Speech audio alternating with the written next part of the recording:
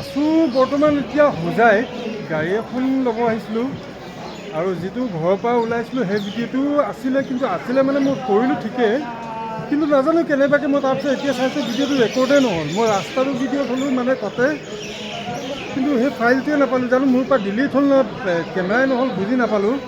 কিন্তু গাড়ীখন নিবলৈ আহিলোঁ, কিন্তু তাৰপিছত হ'ল যে আপোনাৰ এনেকৈ গাড়ীখন চালোঁ, গোটেই গাড়ীখন মানে তেখেতে মাতিলে মোক, দাদা খুব ধুনীয়া গাড়ী কৈ কিনে মাতিলে।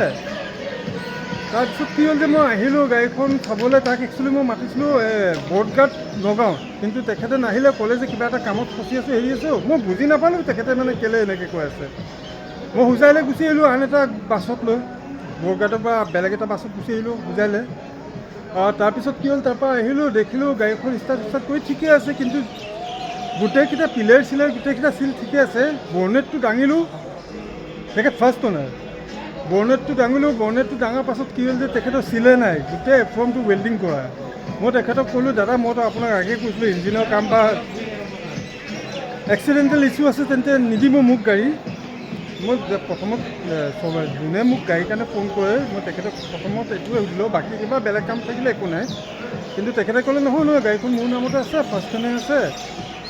তাৰপিছত এনেকৈ আহিলোঁ, চাই মেলি একদম মাথা চাথা বেয়া হৈ গ'ল। বিশ্বাস কৰিব, মই একচুৱেলি যোৱা নিশাই ওলাব আছিলোঁ ঘৰৰ পৰা, কিন্তু বাছ নোপোৱাৰ কাৰণে আজি আমাৰ হিমন্ত বিশ্ব শৰ্মাই মানে শপত গ্ৰহণৰ কাৰণে মানে গোটেই বাছখিনি মানে ৰিকুৱেশ্যন হ'ল, তাতে মানে বাছ নাপালোঁ। আৰু তাতে কি হ'ল যে আপোনাৰ মানে বাছ একদমেই নাই। তাৰপিছত যোৱা নিশা মানে মই ওলাব আছিলোঁ, কিন্তু নোৱাৰিলোঁ, চিট নাই। আজি আপুনি বিশ্বাস কৰক মই গোটেই ৰাতি খোৱা নাই সেই বাছটোৰ কাৰণে। তাৰপিছত বাছটো পালোঁ, মই নগাঁৱলৈকে আহিলোঁ। নগাঁৱৰ পৰা তেখেতে মোক কৈছিলে যে বৰগাঁৱত আহি যাব বুলি, কিন্তু তেখেত নাহিল।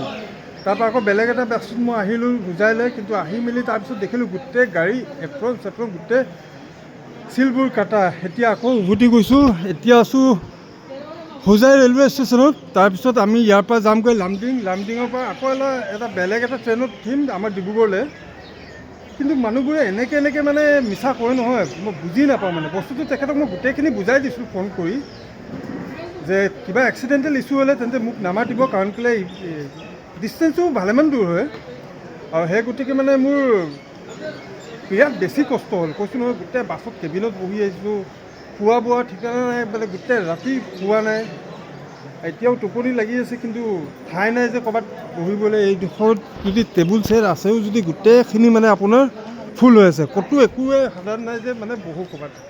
বাকী আৰু ঘৰে যাওঁ আৰু কি কৰোঁ আৰু, উপায় নাই আৰু তেনেকৈ। বাকী আৰু ভিডিঅ' নিদিওঁ এতিয়া, ডাইৰেক্ট আৰু ঘৰ পাই আৰু বেলেগ ভিডিঅ' কিবা হ'লে যদি তেতিয়াই দিম। বাকী আজিৰ কাৰণে ইমানটোৱে আশা কৰোঁ যে ভিডিঅ'টো চাই আপোনালোকে ভালে পায়, কিন্তু মই ভাল পোৱা নাই আজি, বিৰাট কষ্ট হৈছে মোৰ। বাকী দিয়ক, হ'ব দিয়ক, ধন্যবাদ।